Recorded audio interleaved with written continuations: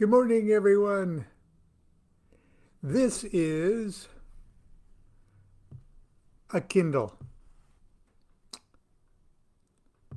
and I believe I didn't buy this, but it's somebody sent it to me. But anyway, Ask Baba Lon is on Kindle, as a few others of my books. As a matter of fact, lots of my books are on Kindle. There's a couple actually, or there's one that you can only uh, at the moment get on Kindle. And let's see if I can find it for you here, where it says library. There it is. Okay. And hang on.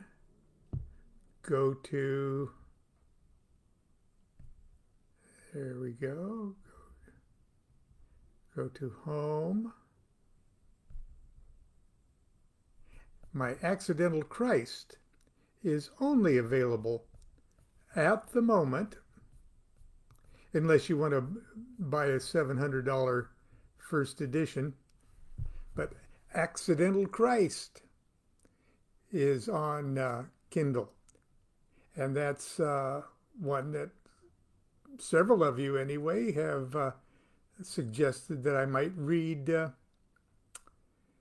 here on my morning readings. So who knows? Perhaps someday I'll be reading Accidental Christ.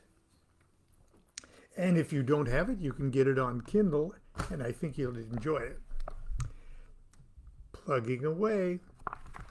Anyway, good morning. I hope you're doing okay and have had a relaxing start to your weekend. And snuggled up with a cup of cocoa. I've got dandelion tea sweetened with stevia and soy milk. Ah, dandelion. Okay, this morning we're going to read a letter and my answer, and the subject is binding spirits into objects.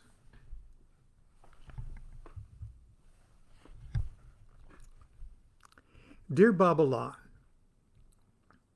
first the compliment, although I'm sure you hear this quite often. Believe me, not often enough. Thank you for your wonderful books. I have purchased and read almost all of them. I still need to read your new Enochian Vision Magic. Well, that's how long ago this letter was. Along with your previous Enochian Sex Magic book. I do have a question that you may be able to help me with. A previous teacher I once had said that it's bad form to ask a question without expecting to pay. Excuse me. I had a strange little message there that said a security thing was required for me to proceed. Am I still on? I clicked OK.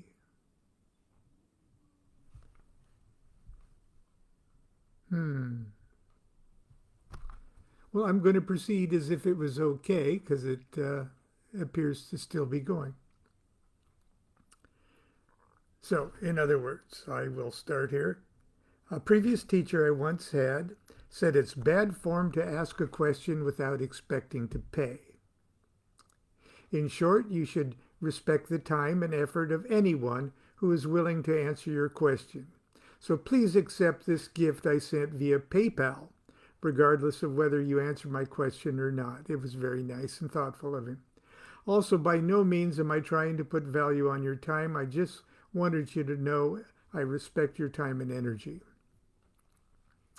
The question is, I stumbled or was pulled into the occult with the purchase of a haunted ring on eBay. While I recognize this may sound cheesy, this ring was a vessel of a demon, which I believe to be genuine. I sent the ring back to the seller, for it was still a bit more than I was ready for. Either way, this sent me down a path of research and study, looking at and continuing to look at different beliefs and theories regarding the occult and psychology, etc.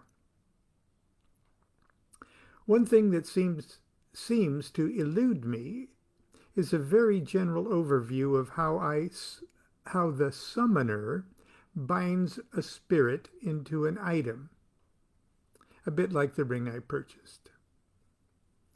I have read books regarding thought forms and how to condense them into an object, but I have yet to encounter much, if anything, written about binding spirits, threatening spirits with holy names. Yes. Bargaining with spirits to do your bidding. Yes. But never binding. As I was curious if you suggest a book or had any thoughts. So he's read about threatening spirits and bargaining, but never binding. Okay. In your book, My Life with the Spirits, you describe summoning and then possibly binding a demon to its sigil and then hiding it in your guitar. Would this simple arrangement of, quote, I will draw your sigil and protect it if you serve, unquote, constitute a binding? Or is there more to it? I also realize that a lot of overlap exists between the theories of demons being simply subconscious thoughts versus separate entities. And while I'm constantly looking at different theories, the practical use is always more interesting regardless of what is causing it. I guess I don't completely mind if it's all in my head or not. Let's see here. Okay. Also, what are your thoughts in general to familiar spirits being generally bad? Generally good? Depends, etc. Thanks for any help. If, however, you prefer not to answer my questions, that's fine as well. Thanks, name withheld. Hi, name withheld. Thanks for the kind words and the very thoughtful and generous contribution to the DuQuette family's life of genteel poverty. I wish I could reward your courtesy with something more substantial than I'm about to offer you, because, alas, I'm not aware of any particular book to which I can refer you, nor am I able to regale you with a string of personal anecdotes of my personal experiences with binding spirits into objects. I might, however, have some thoughts on the matter and offer an example of something that I have done that might be helpful to your work. If you have experience in Solomonic magic, conjuring one or more of the 72 spirits of the Goetia, you already possess the skills necessary to get the summoning, trapping part nailed straight away. If you're not familiar with my take on the subject, please read my recently published Key to Solomon's Key, especially the second edition. The formula of Solomonic magic can be applied to the conjuration of spirit entities other than the traditional 72 spirits outlined in the text. Indeed, it is possible to summon anything into the triangle. Call them thought forms, if you will, but if your mind or the mind of another can create them, then they are bona fide spirits. I have participated in Solomonic evocations of mythological creatures and fictional literary creatures or characters. Several years ago, I was retained to exorcise one of the oldest Catholic girls' schools in the country. How that came about is a magical story in itself. It seems the staff, students, and their families were being beset by a string of particular horrific tragedies. So many, in fact, that they began to believe it could be nothing less than a case of demonic possession of the school itself. You probably already can guess that I believed it to be something less romantic, yet nonetheless real in its ability to kill and terrify.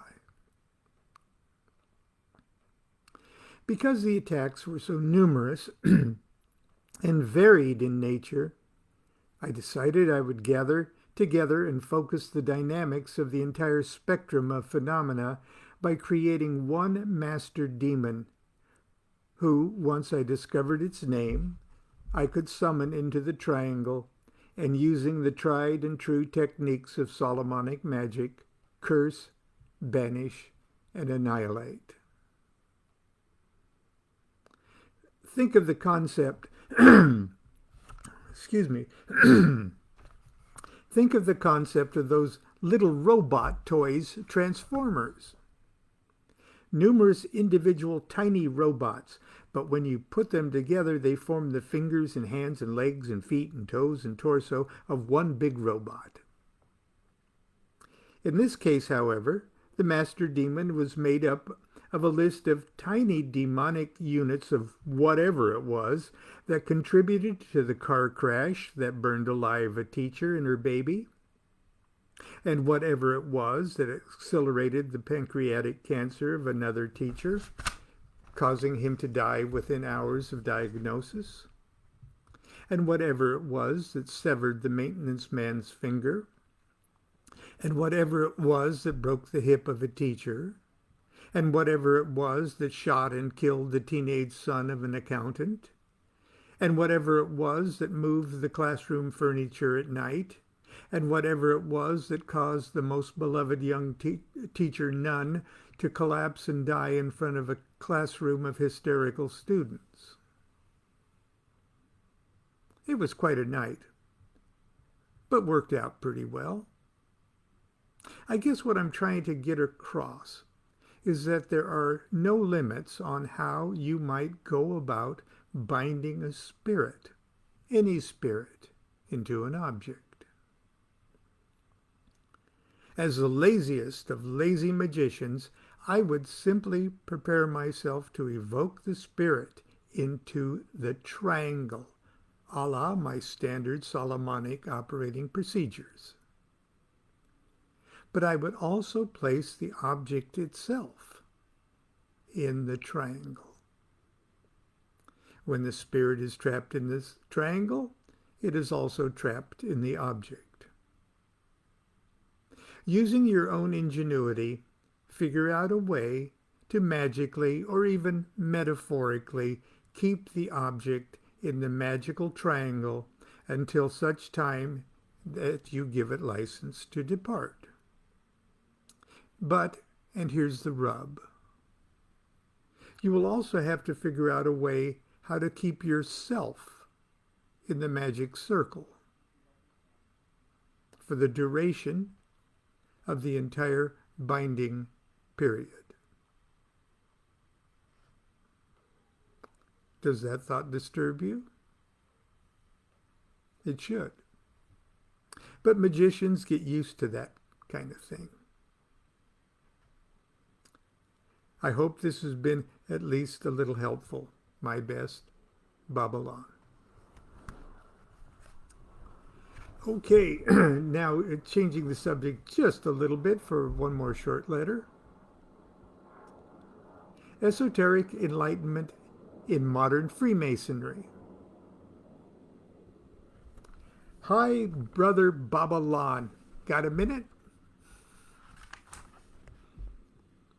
A brother at a lodge asked me why we don't study more esoteric aspects of Masonry, like the Tree of Life. I told him that while Masonry is an initiatory rite in an oral tradition, like many traditions around the world, it was pretty much a civic thing. I told him some of the appendant bodies touch touch on the Kabbalah and other such esoteric work, but mostly they run fish fries and walkathons. And there's nothing wrong with fish fries and walkathons either. I intend to send him a copy of your excellent book, but I got to thinking about his question. It's certainly valid. I know a lot of people think we're sacrificing babies in there and that we try to disabuse them of their misconception. But some other people think we're revealing lost gates of Atlantis and how to levitate rocks out of the quarry. But some people are expecting something out of Masonry it's not delivering. A kind of esoteric education. Perhaps not as thoroughly as occult as what I assume one gets from the OTO, but something besides civic obligation in architecture. Are these people SOL?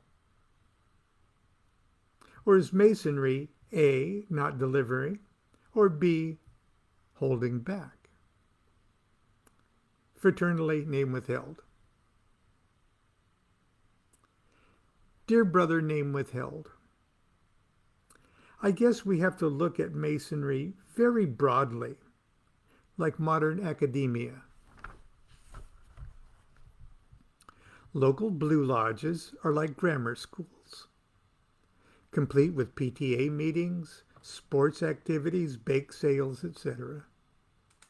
There's teaching, yes, but only on the most basic and uninspired level. If there is any genius to be found, it is found bubbling away in a few extraordinary students and teachers who recognize each other and interact in an almost secretive and extracurricular manner. Concordant bodies, like the Scottish Rite or the York Rite, are more like high schools and community colleges that are basically the same situation as grammar schools. Only occasionally there's a half-hearted effort to suggest there is something further to be discovered for the tenacious and hard-working student. But still, if genius is to be found, it is found bubbling away in a few extraordinary students and teachers who recognize each other and interact in an almost secretive and extracurricular manner. Now, Masonic research societies and esoteric clubs are like the university experience of self-motivated students and teachers. But still, if there's any genius to be found, it is found bubbling away in a few extraordinary students and teachers who recognize each other and interact in an almost secretive and extracurricular manner. Masonic esoteric work is similar to postgraduate research, where the student breaks new ground in the field in the truest sense and becomes master of himself. At this level, the only advantage to being part of the academic system comes with the credentials, important now only for the advantages that accompany a degree or title, and the association with others who understand and appreciate one's own mastery of the subject and ability to apply that mastery in new and creative ways. Here the work is done in the most secretive and patently extracurricular manner. At all levels, the work starts and ends with the individual Mason, not his lodge, Grand Lodge, concordant body, or research society. It may take a lifetime to realize how it all relates to one's involvement in the craft. Fraternally, Baba Lon. Okay, that's it for today. I hope you enjoyed it actually, and I hope this actually recorded. I'm a bit unsure at this point. But anyway, have a great weekend and continue to be good to yourself and be good to each other. Do what thou wilt shall be the whole of the law. Love is the law. Love under will